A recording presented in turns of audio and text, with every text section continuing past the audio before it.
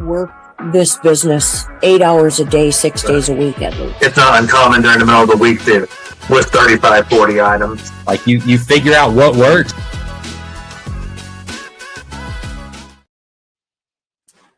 Hey everybody, welcome in to the Flipside Reseller Roundtable. Ellie cannot be with us tonight. She's not feeling well, so we hope you feel better soon, Ellie. That's too bad. Yeah, I know, right? Yeah. It's that time of year, you know, kids are going back to school and the junk is out there. Make sure you get some hand sanitizer and some Lysol. Yeah. Pro tips. And wash your damn hands. Yeah, those kids, they're little germ pits. Kids are germ pits. Yeah, little germy kids. Yeah. They're good kids though. Yeah. Anywho, so yeah, we were, usually 6 resellers talking about reselling, just cutting it up, hashing it out. How's everybody's week been? Good. Good. Same old. Pretty good. I do kind of feel like I'm on the opposite side of the sun on eBay. I don't understand it. It's like once in a while, eBay just it's like you start looking to see if something happened to your store because you're listing, and nothing's happening. But that only happens to me on eBay. Yeah, it's like it cycles or something. I don't know. How many listings? Sometimes you don't realize it. How many sales you're getting. We put out a what sold video, and usually before I go into what's sold for the week, I'll do kind of a rundown of all of our numbers and just kind of look to see how much we sold the week before. And I was really surprised this last one, we had sold a lot more than what I had kind of perceived. So sometimes there's a disconnect, at least for us. It's like, well, I feel like eBay's slow, but in reality, we had one of our better weeks of the year. So great. Yeah, that was great. Yeah, I feel like I'm being gaslit by eBay, so I'm with you, Rich. Numbers once in a while. I mean, I'm doing better than you realize. You never know. So happy that I started Etsy because it's like totally floating my boat. So I'm grateful. Damn. Grateful. I'm grateful for Nifty. Yeah, me too. Oh man, I am so grateful for getting our Depop account back. It's absolutely showing up in spades, man. It's awesome. I think people are just over the shipping issues, how much the shipping is costing. So sites like Depop and Vinted right now have an absolute stranglehold on eBay, in my opinion. Now there are volume resellers like Hooker's Corner and Shawn that are going to prove us wrong, but maybe if you're not at that level, maybe you're feeling it more. I don't know. What do you guys think? I feel like the bigger you are and the more consistent of listing every day, like I list almost the same amount of stuff every day, just like Gary and Amy kind of list about the same amount every day. I think it evens it out and you can kind of predict what you're going to do a week. I think the smaller you are and the less frequently you list, if you're not consistent in listing every day, you're going to see more of a roller coaster. Like I have roller coaster. By the end of the week, it's still pretty close to the same number. I think the consistency and the large amount of items listed kind of gives you similar results where you can kind of know what you're going to do for the week. Yeah, I mean, that makes sense. I know that like when I'm looking at, you know what it is I have my mindset that eBay was carrying us for so long. Now that we're cross listing and there's all these other platforms, when I say we're doing not as good, and then I look at all the other stuff in totality, it makes it feel a lot better. Like I was just looking at our year-end numbers already, year to date anyways, and we're right on track or more than last year. So like you're saying, Gary, it's like if the week doesn't seem as good, maybe go back maybe to your 30-day and then maybe go back to your 90-day and just kind of look. A lot of times it's just like a one-off maybe. Yeah. So I think it's perspective, right? Yeah, for sure. I mean, no, you're not in business for 1 week. So important to remember, a down week or a slow week doesn't sink your ship. But if there's a pattern or if it's sustained over a long period of time, then you've got to adjust. And I think that's why it's important to always be tracking that. So even if it's on a piece of paper and you just write it down or like a spreadsheet or whatever, like anytime you change something, whether it's the amount you're listing per day or you're changing your sourcing or the amount you're promoting, anything like that, if you can track that information, then you have some context to go back and look and see what do those changes translate to in terms of your sales. And I think that's Absolutely. really important. That's what we've done, for a long time. And so we know we can kind of turn those dials, whether it comes to promotions or sale events or coupons, and know that, this is going to affect our traffic one way or the other. This is what to expect from one month to the other throughout the year. Yeah. So I don't know. It sometimes makes me wonder, like, and today I did a thing. I went to eBay, and I was like, okay, let's do an experiment. So why not, right? Because it's so slow anyways. I turned up promoted listings to 10%. I had it set at 5.5. So I was like, I'm going to go ahead and I'm going to put the heat on the pot and see what happens and see what difference. So we'll report back on the next Flipside in 2 weeks from now, just to give you guys a little bit of a perspective what that will do. I figured it's a good time to do an experiment. Why not, right? Yeah. So we'll see. So keep a look at your traffic numbers starting from today. It probably takes a little bit of time, for eBay to index all of that information.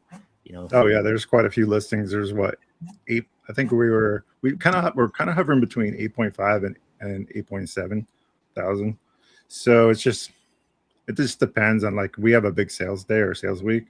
It's just hard to get that much. I mean, you guys know I'm talking I'm talking to you guys, it's hard to get all those items listed up. It's like incredibly difficult to get that much through, but systems and processes. I'm watching Cougar's Corner, like I have the tiger, and Sean and man, yeah, it's crazy to watch you guys. I'm just amazed too at them. Speaking of crazy, I can't fathom it, actually. So speaking of crazy, 5,000 on YouTube. Yeah, 5,000 on YouTube. That's unheard of for me.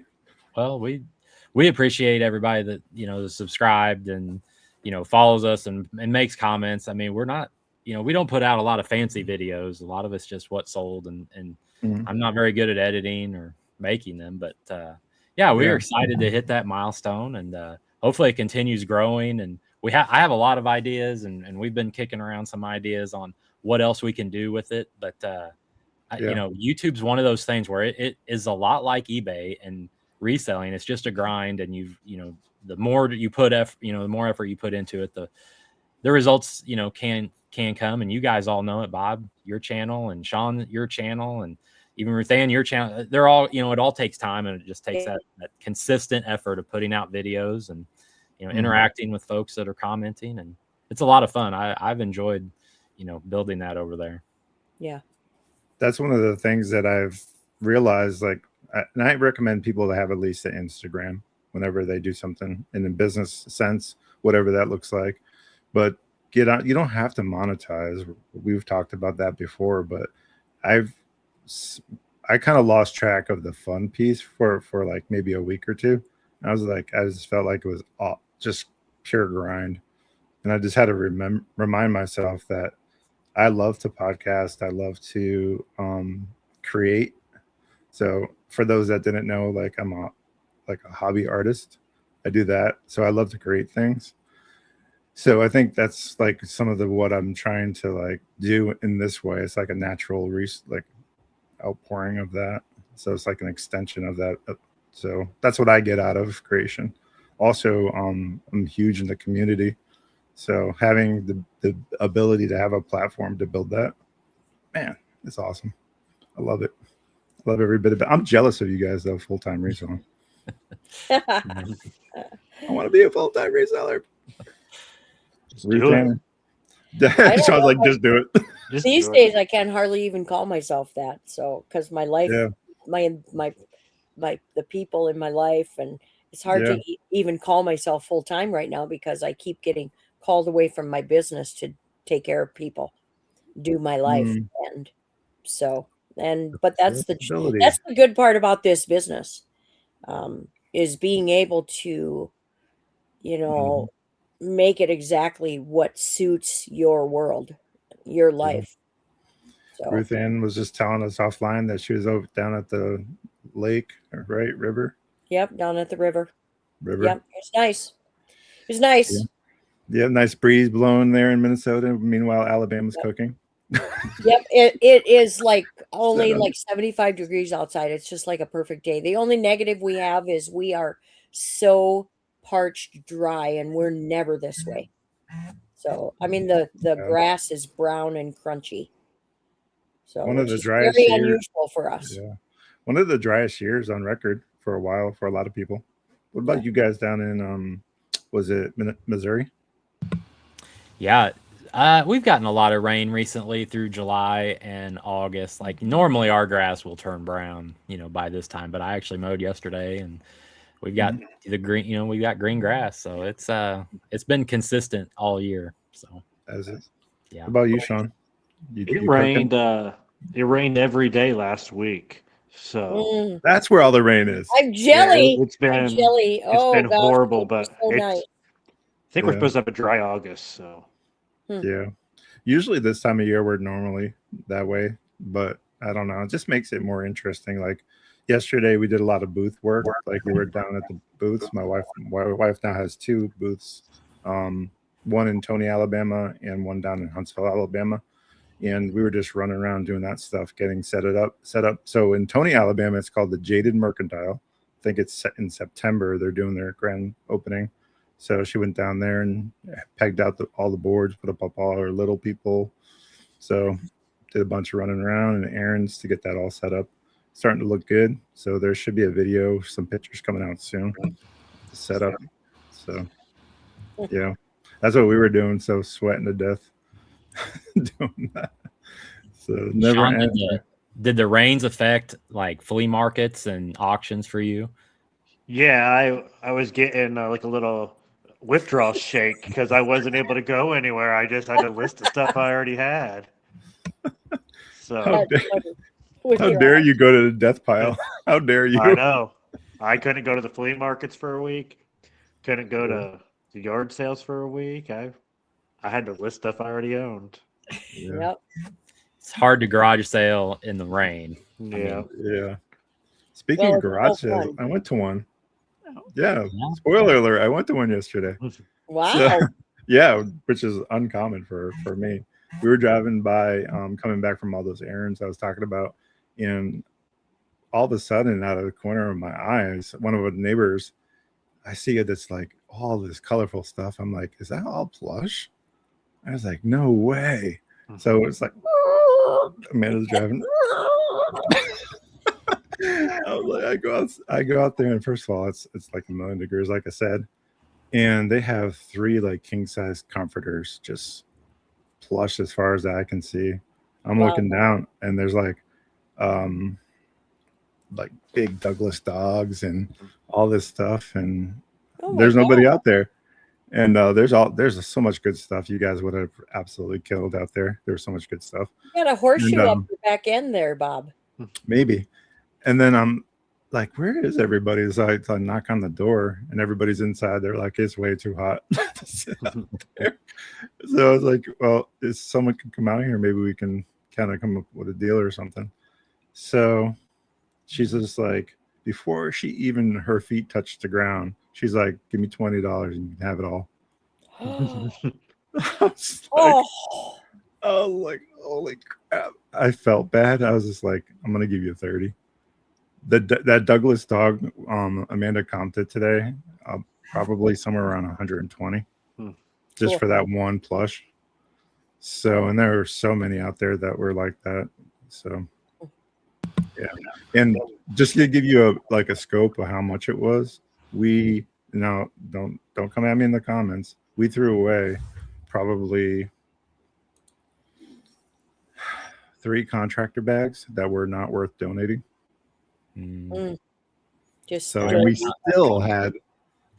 had tons and tons and tons of stuff. So it's absolutely. Did you get on the ground and roll around in them? You know what was the best? I thought about it, but that would be a sight. The best part of it is she had like 4 or 5 kids, and they all helped us load it into the car. I was just like, this is the greatest. Nice. This is the greatest. It was first of all, the car was already full of stuff that we were bringing back from the booths, right? So thankfully, Plush is very forgiving. So we were stuffing, and we're talking about we were only like a block away from the house. So, I mean, it wasn't very far at all. I bet they were happy though to be rid of it all. They don't have to do anything with it. Yeah. They were moving. They were just like, this is pretty much this end of the road here. And they had like stereo equipment and all kinds of stuff. Like, wow. I was just like, there's just no way. There's no room for any of this stuff. But it was like pretty much their whole life spilled outside. So I have one more citywide that I can go to near me. So that's in September. Otherwise, our garage sale season is going to be coming to a close. Ours is just getting heated up here in the next 2 or 3 weeks.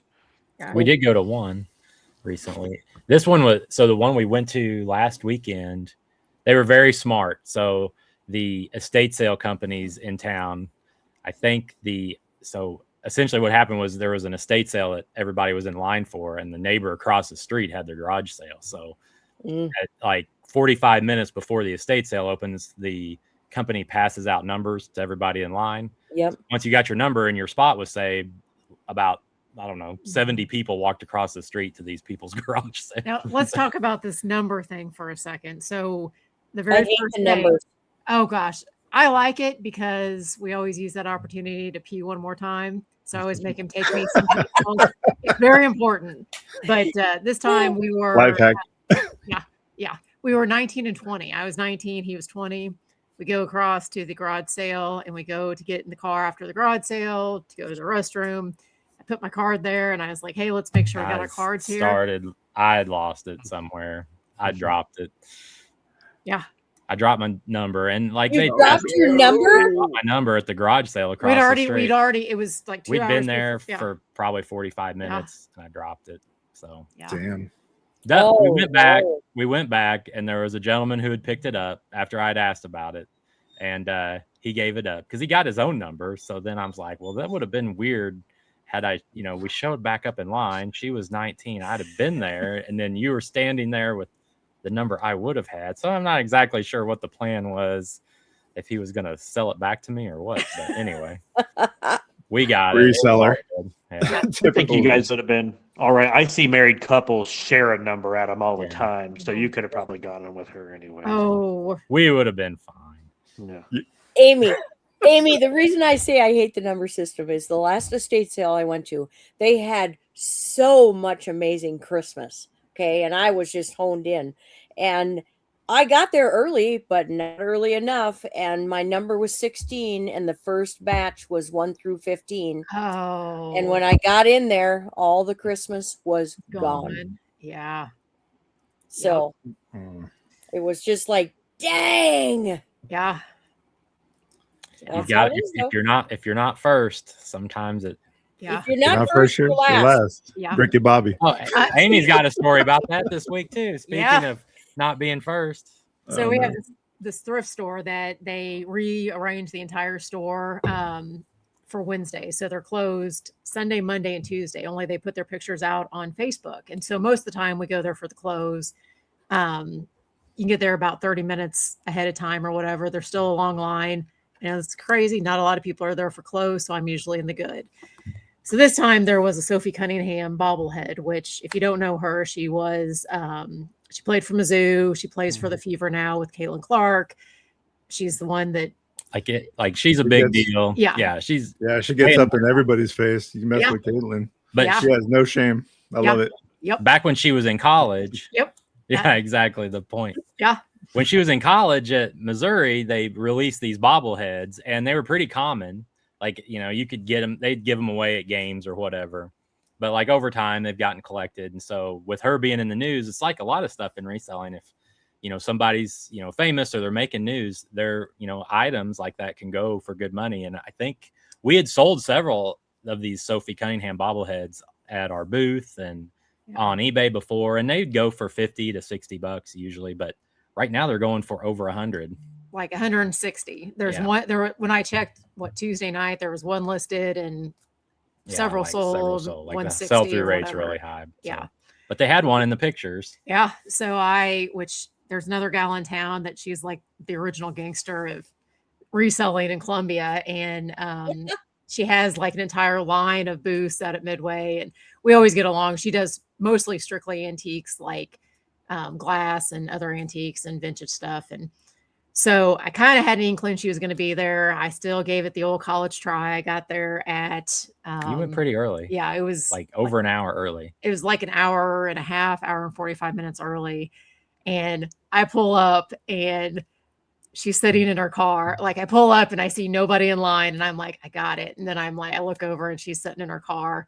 She gets out and she goes up to the front, and she turns around and she goes, just because it's you, I'll tell you what I'm here for. And she's like, I'm here. There was 3 bobbleheads. There was a Drew Lock and then Barry Odom.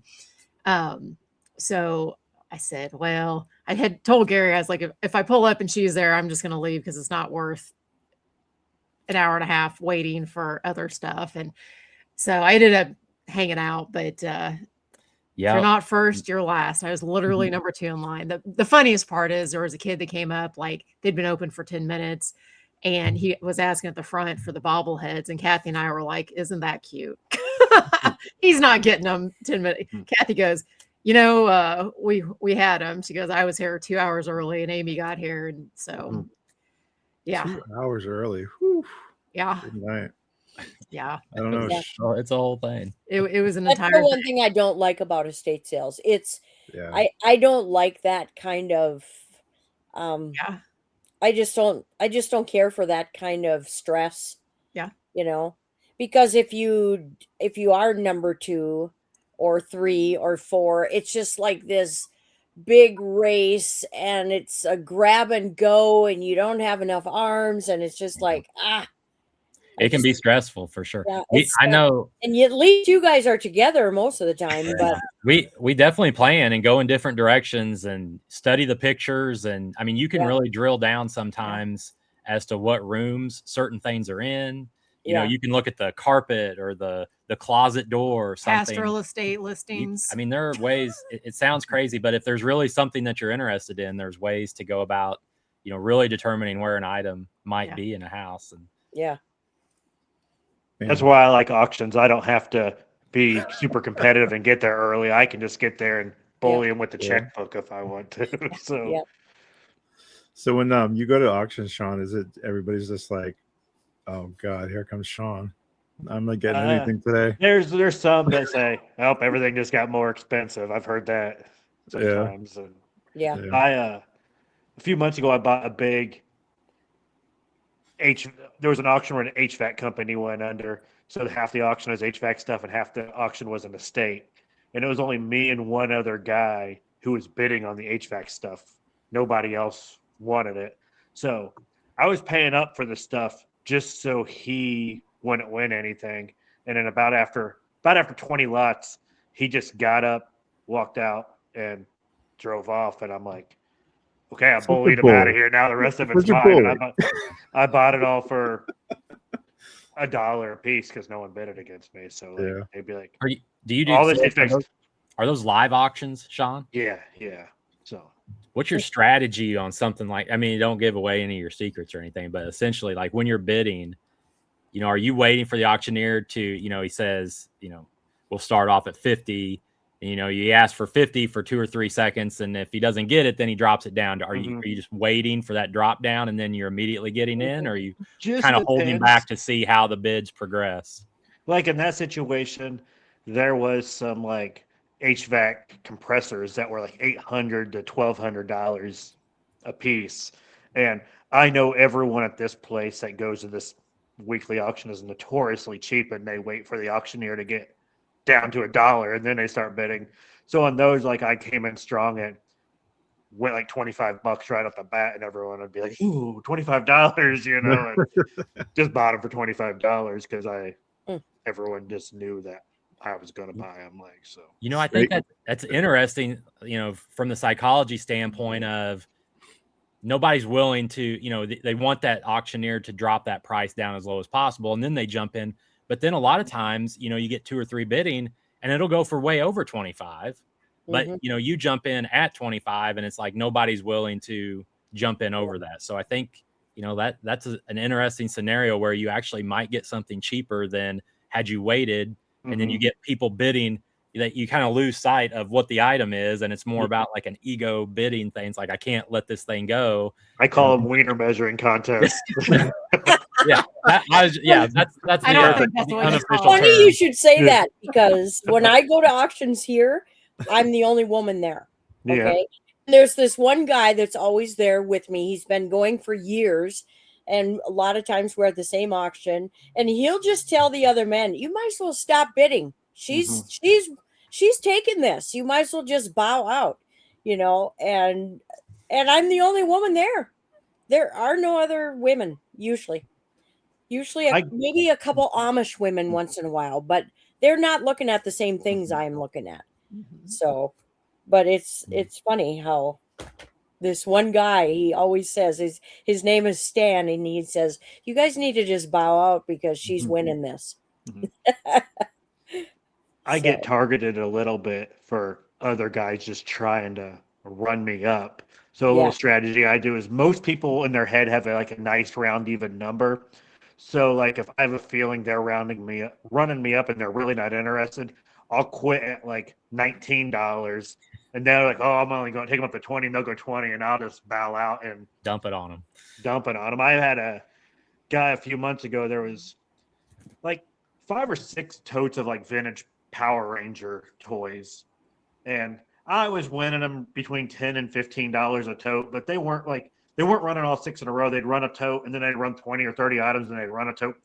So I won like the first 5 totes, and all these old guys at the auction that don't know anything about it just kept looking. And I kind of draw attention to myself because I buy a lot when I go. So they're wondering like, what's this young kid or over here buying? So then the last one, a guy out of the blue starts bidding on him, and we get up to like $40 on it, and I just quit. And then he stuck with the Power Ranger tote. And as soon as he wins it, he's like digging through it like, what did I just buy? And he came over and tried to sell me the tote. And I said, I'm good. I got the other 5.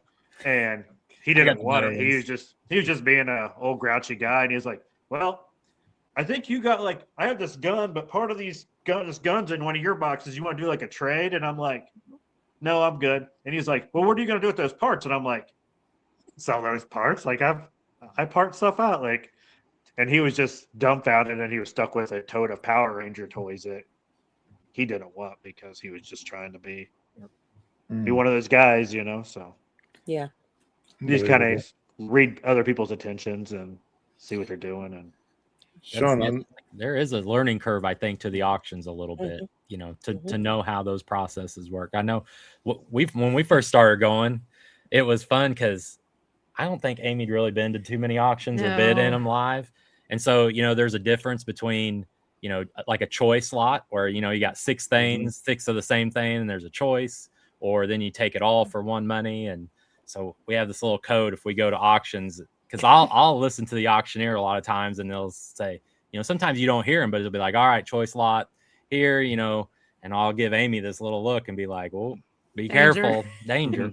Or if it's like, you know, times the money, like, oh, it's, you know, you bid $10, but it's times 6. That's the one where I really got to be like, hey, look out here, because that's, you know, you might get them all. Yeah. The first one we went to, I thought I was getting a killer deal. He had 4 of these really cool steins, and I was, by God. She's like, oh yeah, I got all these for like $3. And he's like, which one do you want? And I'm like, oh, I didn't know that.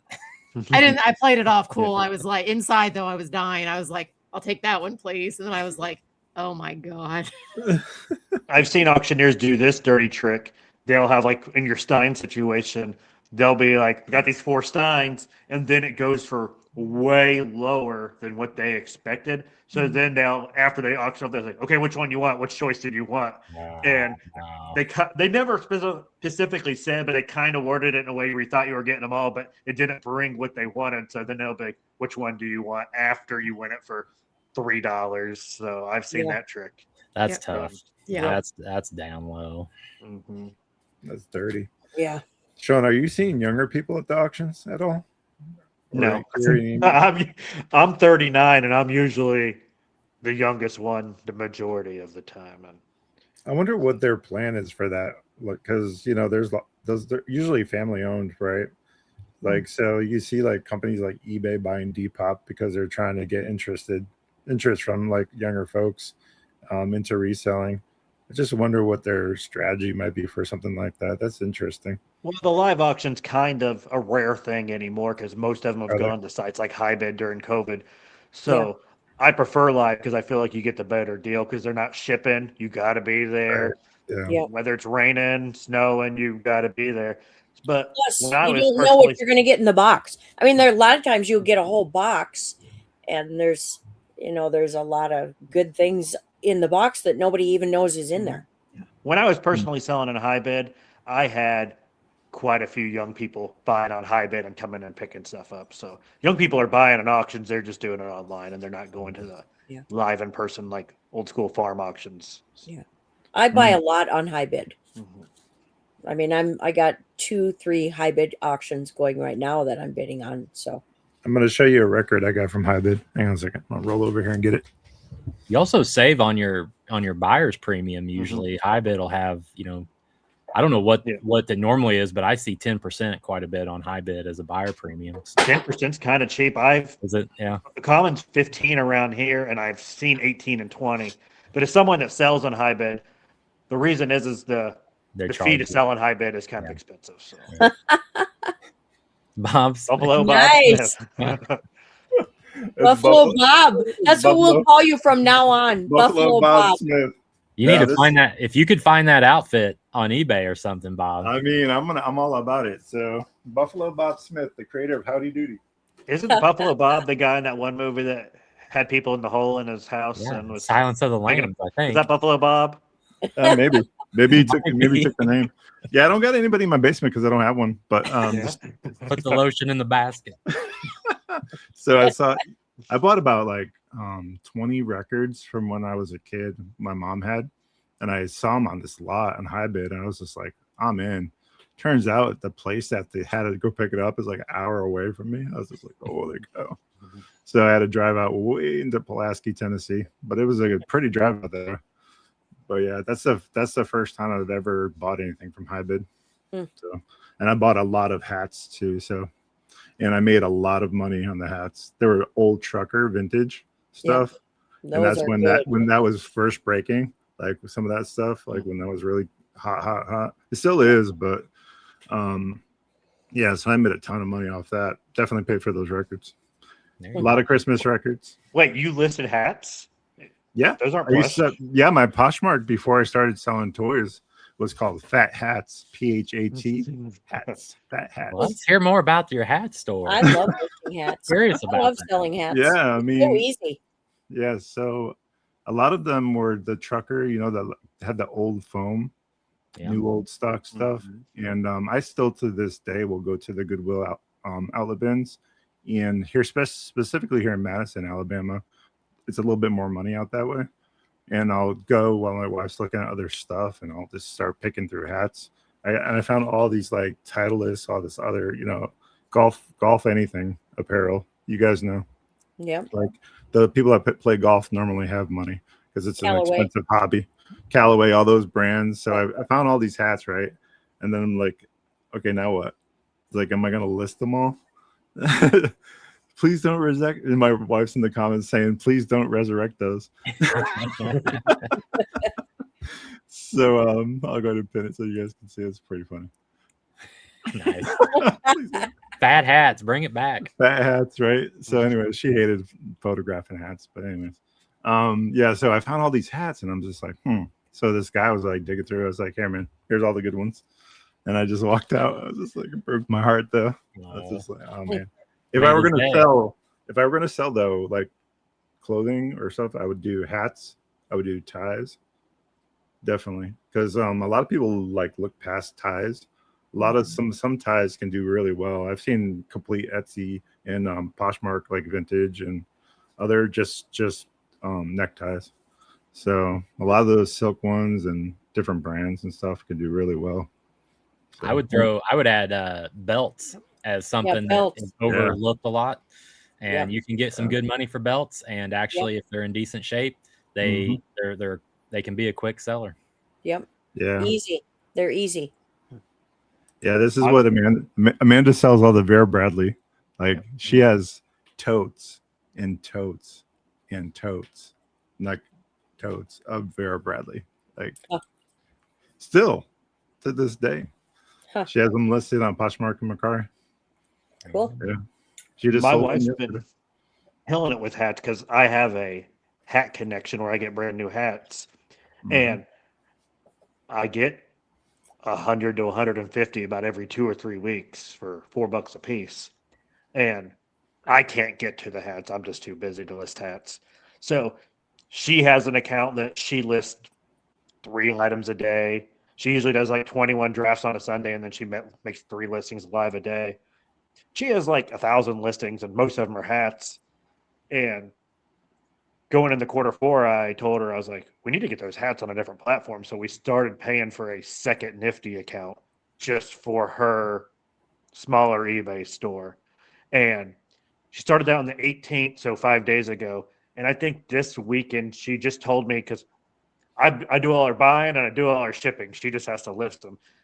She sold 8 on Depop this weekend and like 7 or 8 on Poshmark. And she just opened those brand new Poshmark and brand new Depop accounts just the other day. So they're brand spanking new accounts with no history. And she sold 15 or 16 additional hats on top of what she normally sells on eBay this weekend. So that's awesome. She used that new Nifty feature because she just made a hats rule for the weight and cross listed all the hats in a couple clicks. And yeah, let's talk about the cross listing of Nifty, the bulk cross listing function. It works for some of us and does not work for a lot of us. Specifically for us, where we're selling things that are within a certain weight class, it's been a game changer. I know the last time we met, I think I was at 2,000 cross listed. Since then, I think I'm up to 4,500 cross listed. So I'm almost seeing the light at the end of the tunnel. What's slowing me down is like when we moved from Vendu to Nifty. Vendu was having trouble connecting to different marketplaces, and listings were dropping off the back end for specifically eBay. So it was causing a lot of issues. So our counts were off. So specifically for Mercari and Poshmark was an absolute mess. So what we did when we crossed over to Nifty is I brought all that junk over, not knowing this at the time. So I took Poshmark and Mercari down to nothing, like no listings. I'm surprised my count didn't get taken away, honestly, from both. But we did that all the way down, and then we started slowly cross-listing back up. And yeah, that's just how we had to do it, just to purge the swamp. It was this. I did the exact same thing. I was using List Perfectly, and I knew my Poshmark. eBay I kept on because eBay is so important to me, but I knew my Poshmark and Mercari inventory on there was a mess because List Perfectly was not doing its job. You had to leave your computer on 24/7. If it fell asleep, anything that sold while your computer was asleep didn't delist, and it was just a mess. So I completely deleted all my listings on Poshmark and Mercari, and then I just resynced all my eBay listings into Nifty. And so I was up until they just made this new change, I was still about 3,000 listings behind getting fully cross-listed. And I was able to make a rule this weekend because I have certain stuff skewed in like real small boxes, so I know all that stuff's under £1. So I made a new Nifty rule for anything under £1. Then I filtered by SKU to where I knew all my small stuff was, and then I was able to cross-list all that in bulk this weekend. And I cross-listed so much this weekend that I ran out of smart credits. I used all 1,000 smart credits on Nifty, and I never used a smart credit on Nifty ever because I don't list through Nifty. So I just never touched my 1,000 smart credits, and I burned through all 1,000 smart credits doing it cross listed over 1,000 items this weekend with that new rule. So love it. Wow. So smart credits, I figured out how much they cost per credit. It's 2.5 cents per credit. So that's what it is. Now, what's your time worth? So it's just like, maybe I'm going to spend $40 by the time I'm done doing this in smart credits, but also OnePlus will pay for that. I'm just for you and Gary and Amy, since you guys all sell in like a specific category, like Gary and Amy could probably get by with only making like 3 or 4 rules for different shirts and pants and shoes, I imagine. And you could probably get by with just making a couple different rules for small plush, medium plush, large plush, and probably knock it all out pretty easily. Yeah. It definitely does help. Because of those, now I'm at the point in my like cross listing because I have all that stuff I took down. So what Nifty does is kind of weird. Like when you delist something, it doesn't remove it from the row. You have to go in and tell it to move it out of the row space, so that way you can relist it. Unless you use a relist feature. If you use a relist feature, what it does is it delists it and relists it in place. But if you just do the delist feature, which I did at the time in hindsight, like because I wanted to take it down in totality, now I have those like grayed out listings on Nifty where they're kind of just hanging out on the row space. Hard to picture, but so now I'm having to go and move all that stuff out first. Then what I did through I think I mentioned it last time on the podcast, we got really aggressive with our offers and set up Nifty to really get after it. Like if someone looks at this thing after 10 minutes, drop the price. You know, if it doesn't list within 20 days or whatever, like drop it another 10%, like just to kind of tear through some inventory. By doing that, though, I screwed up all the prices of all the items. So now I'm having to go through and like readjust all the pricing on all the items. So, which is really good to talk about because now they have a price match feature on Nifty. You can go in there and bulk select and do price matches now. And then you can, luckily for me, like some of the stuff, if it is listed on Poshmark or eBay and it has the accurate price, I could just check those, say use eBay, and then match it across. So I'll cross bulk list it or whatever, and then I'll do a price match, and then I'll do a relist on eBay because all those listings are ancient. So it's a good question in the chat. Yeah, let's see. How do you know which Nifty source to use when signing up for the cross-platform? Which Nifty source to use? I would need that reworded. I don't know what they mean. Do you mean which level of Nifty? Is that what your question is, I'll leave it up there so you can dissect it. Maybe he means which level to choose. Yeah, so I think with Nifty, a lot of the functionality of it comes through the automation tool. And I think a lot of us will agree that having the automation feature is super, super helpful because that's basically what the teeth of the dog is. That's what's biting because it's doing all the work behind the scenes. Yep. It's like that part-time employee that never stops, right? It's just continually, especially specifically with like Poshmark. It's really meant because it was auto posher before it was Nifty. So yeah, that starts at the $69.99 level, right? Yeah. Well, unless you have more than 1,500 listings, then it goes up to $89.99. Okay. Right. Your size of your store does matter, right, Sean? Yeah. So I pay for the $89.99 package for my big main store, but my wife's store is on the $69.99 package. So because she has less than 1,500 listings. So then because I'm getting pretty close to that then. So when you get to that threshold, will they say, hey, you have to upgrade your store? No, they're going to delete all your listings, Ruth Ann, and then you're going to have to start all over. No, they won't do that. You're going to reach through the... They'll probably email you or you'll get an automated message on the account saying that you have to upgrade in order to continue. Likely. I'll put up the QR code here if somebody wants a trial. It's code Rocket City if you want to save 15%. This is not a promo for that, but I mean, we're all using it and it's making such an impact on all of our businesses. It's hard to say. Yeah. It's hard to sit here and not tell you guys to go do it because it is so good. Game changer. It really is. And it's made a huge difference and a huge impact on all of our businesses. Now, I will say, Sean, and I messaged you privately about this. I saw that, and I saw it when I woke up, and I woke up earlier than you probably were awake, so I didn't text. Yeah, I'm going to reach out. But I don't know. I love it so much, I'm paying for a $90 account and a $70 account, so I'm putting $160 a month. So that's my rebuttal to anybody. It's worth it. Yeah. And that's my rebuttal to anybody that says, "Oh, it's so expensive. I'm just going to use Flip or one of the cheapy ones that probably don't work half the time." That's my rebuttal. Like, I'm paying for it double. So yeah. Well, I'm going to use it in the opposite direction, because when I make this move, there's going to be a lot of I'm not moving everything I've got. So there's going to be quite a bit of delisting. So I'm going to use it the opposite direction. It's going to be very helpful with this move.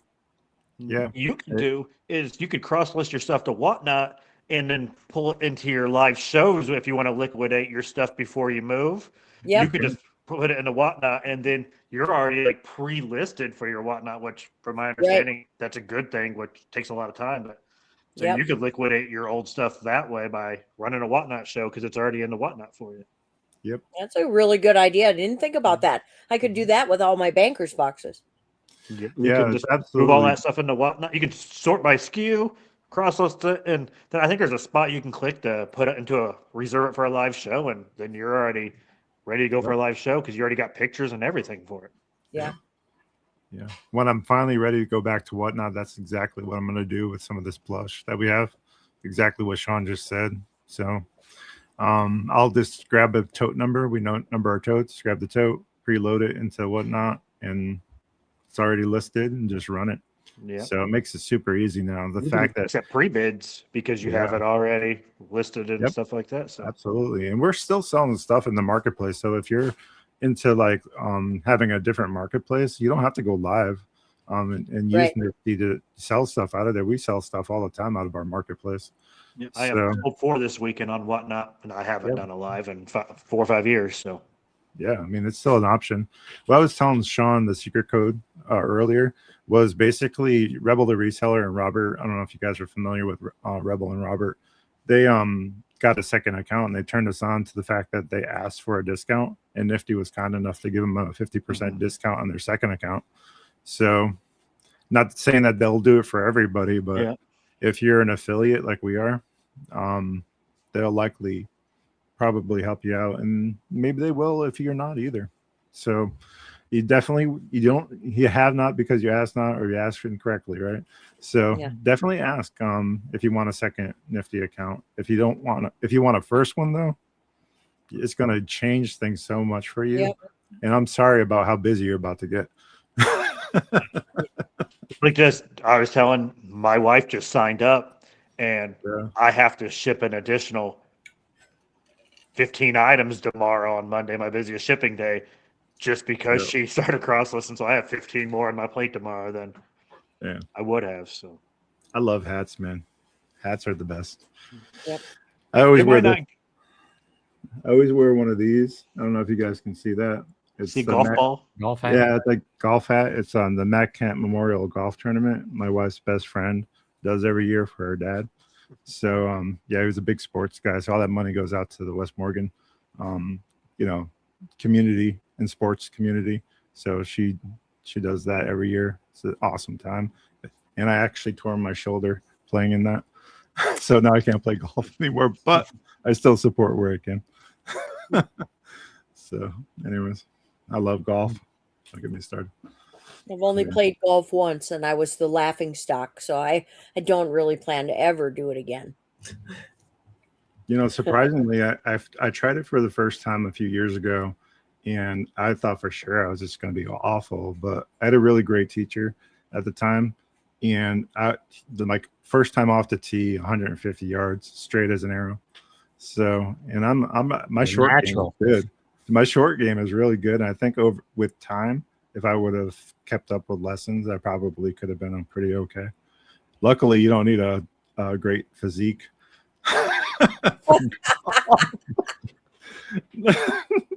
My problem is I played softball for 30 years. So then when I tried to hit a golf club, the guy says to me, "Are you a softball player?" And I said, "Yes." And he says, "Well, you got to put that swing away. That's not going to work out here." Well, I just couldn't get it to be anything else, Yeah. So there's a question in chat we're going to talk about really quickly because it's important. April says, I tried Whatnot for around November last year to March this year. My anxiety couldn't take it. I tried several ways: in front of the camera, behind the camera. What are your thoughts on the next best platform? Ruthann, what would you have to say, encouraging to, because you're the bear share of whatnot here, our representative? I guess I would ask, what is the anxiety? What is the anxiety? There is always a little bit of anxiety when you're going to push that button on whatnot, but everybody has a different kind of anxiety with whatnot. My anxiety is tech. I don't have a problem with the camera, but I, so it kind of depends on the anxiety that she has, because it could be multiple different things. And I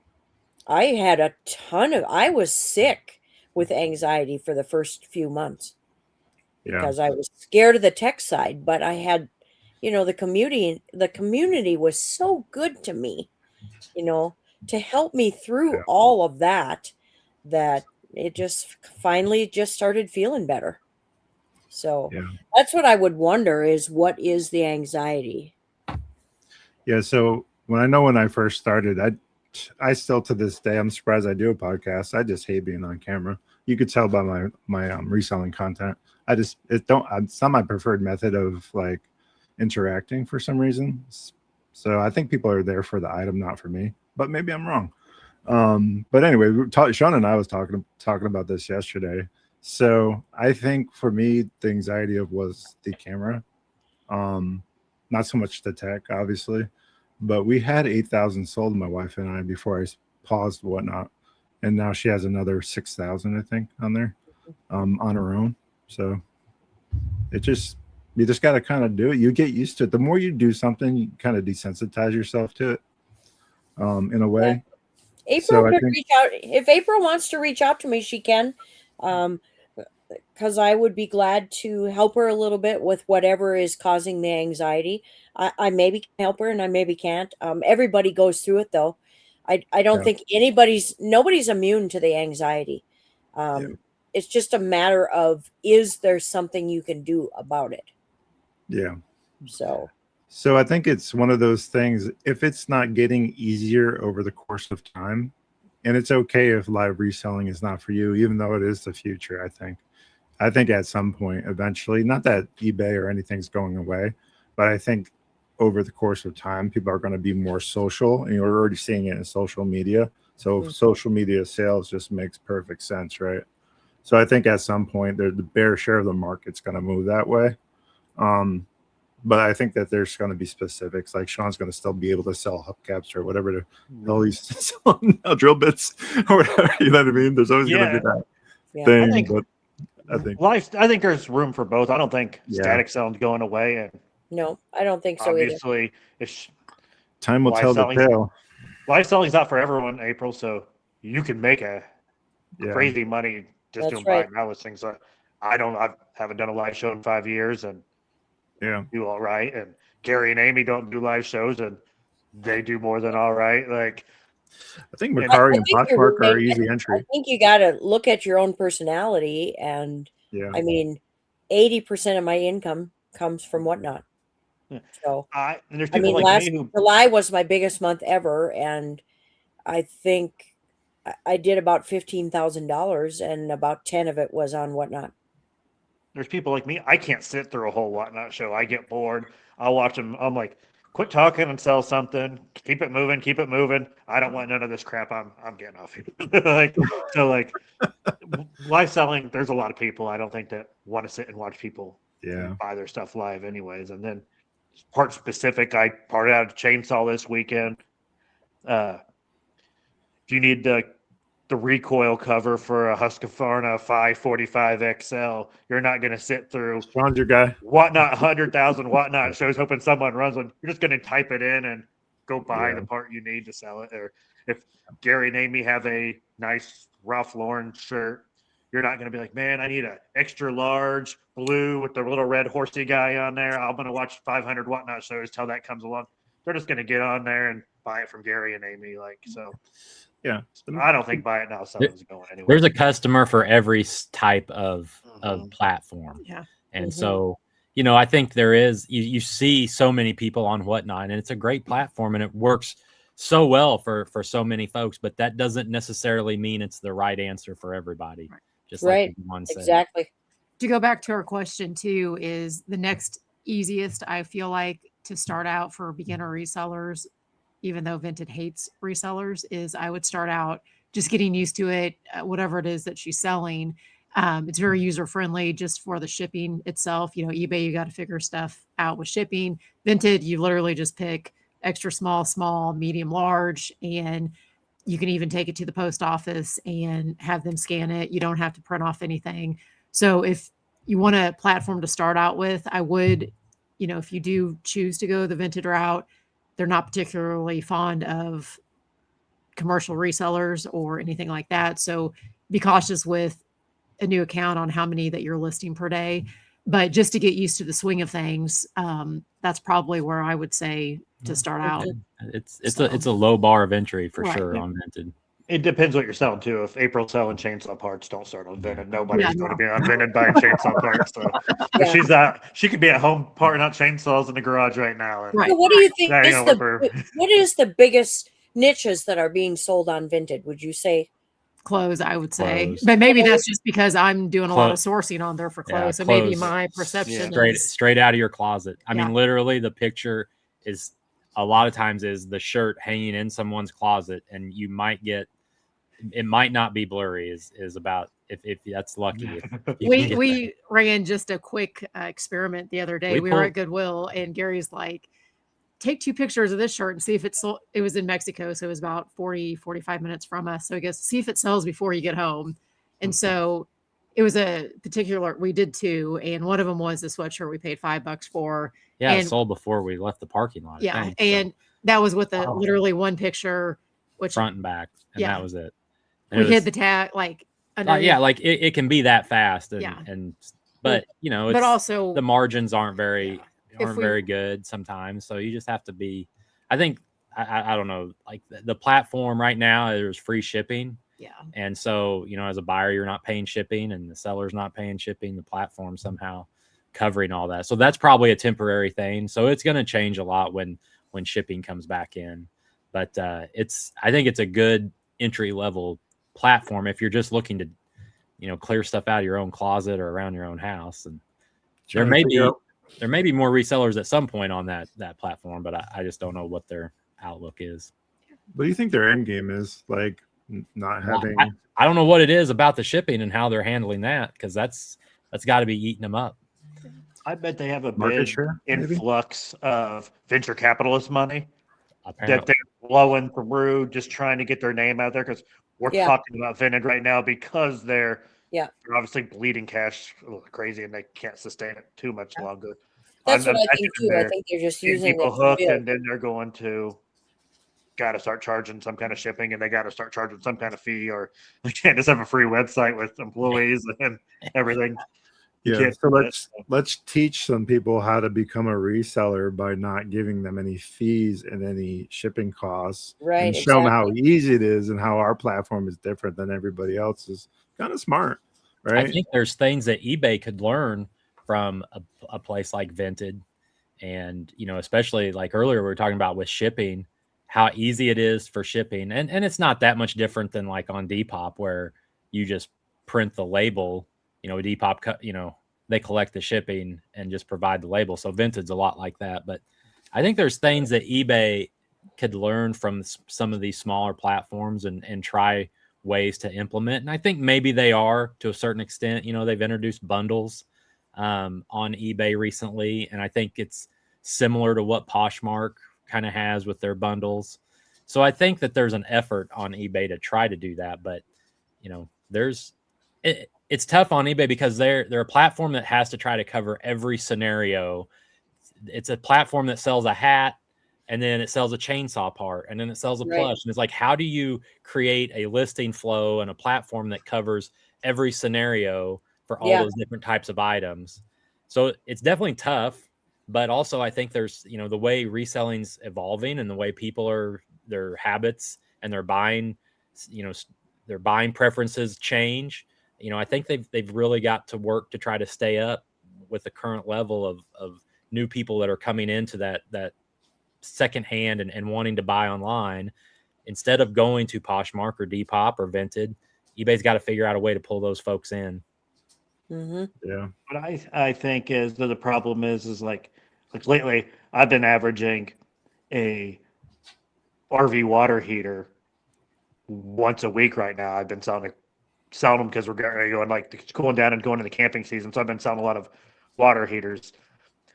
When I cross list those to Mercari, because they have the flat rate, like shipping based on stuff, they want to charge my buyer like $95 to ship a 15 by 15 box because of the weight. And a lot of times on eBay, because they do the calculated and have the deals, it's like $18 to $25. So my fear is if they try to simplify it like the Depops and Mercaris and Poshmarks, no one's ever going to buy the big stuff on eBay because it's going to flat rate, because they got to cover themselves from like New York to California under that flat rate. So nobody in California is buying my water heaters because they are like $70, $80 a ship. But you mess up your local regional markets because no one's going to buy my water heater if it's a flat $95 to ship from Indiana to Missouri, So and that's the thing is that eBay's got to work to figure out how to cover those scenarios, because they're going to lose out if they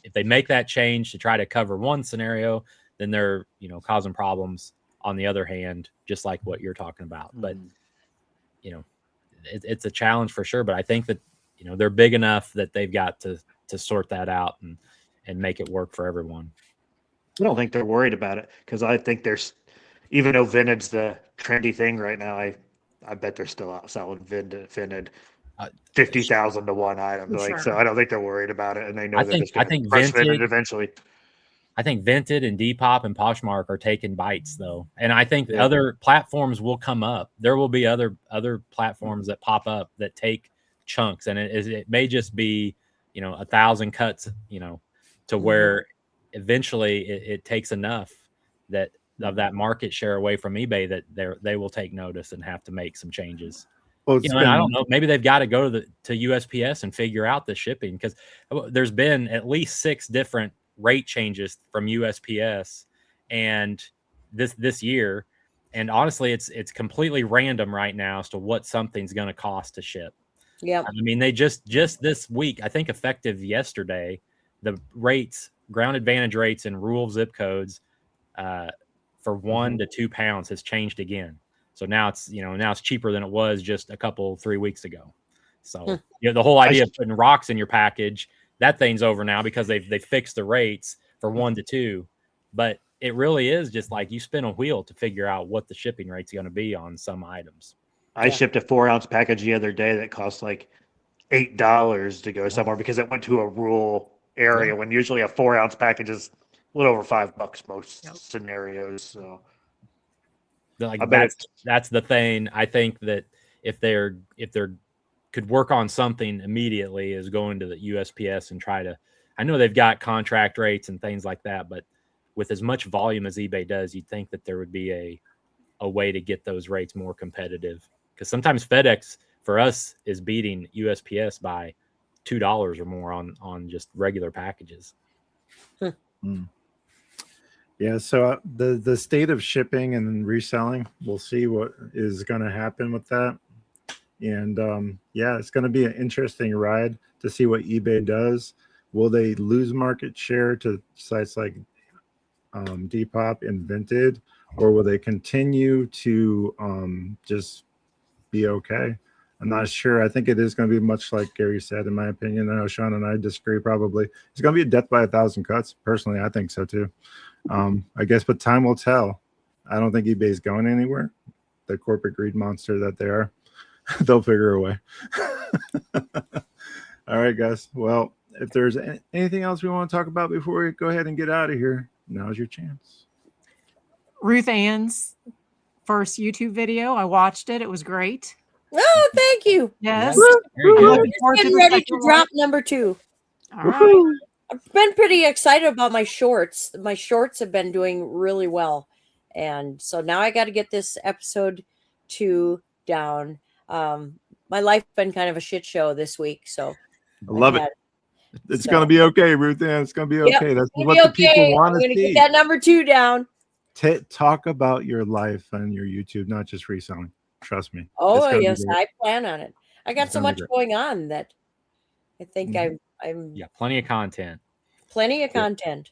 Make sure you guys are following Ruth Ann, the 4-season picker, on YouTube specifically, and also Facebook and Instagram as well. Now I'm going to have this big move, and that'll be a lot of content. So dun, dun, dun. Dun, dun. More to come. More to come. Help us remind us everywhere that they can find you, Ruth Ann, so people can follow you. Is it I'm on Instagram, Facebook, whatnot, Etsy, Poshmark. I'm trying to add a couple more platforms, but I don't want to extend myself too much right now. So because I just bought a house, moving my business, and a lot going on. So, and I am a brand new baby on YouTube. So if you'd all go and check that out, I'd sure appreciate it. Yeah, definitely, for sure. What about you, Shawn? Where's everybody finding you these days? ShawnsFinds on Facebook, Instagram, and TikTok. I have my own podcast, The ShawnsFinds Show, that comes out every Monday at 6 a.m. I got a monster guest tomorrow. So looking forward to this one. Yeah. Oh my God. Whatever will they talk about? There's no telling. There's no telling. No telling. Y'all should Reverse make sure. of fat hats. Yeah, maybe. Make sure you guys are following ShawnsFinds on YouTube. He is super close to getting the monetization hours that he needs. So please go click on his playlist. Even if you go to bed before you hit play and then let it play all night. Put me on mute. You don't have to hear me talk. It's fine.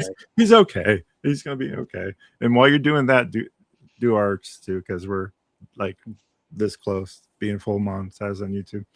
In all seriousness, Gary, Amy, where can they find you guys as always out there and about? Yeah, we're on Facebook and YouTube at Cougars Corner, and also on eBay Cougars Corner. We have Instagram and TikTok as well.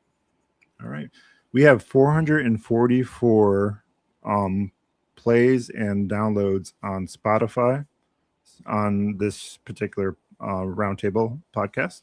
So we appreciate our Spotify and our Apple listeners and our Amazon listeners, all those people.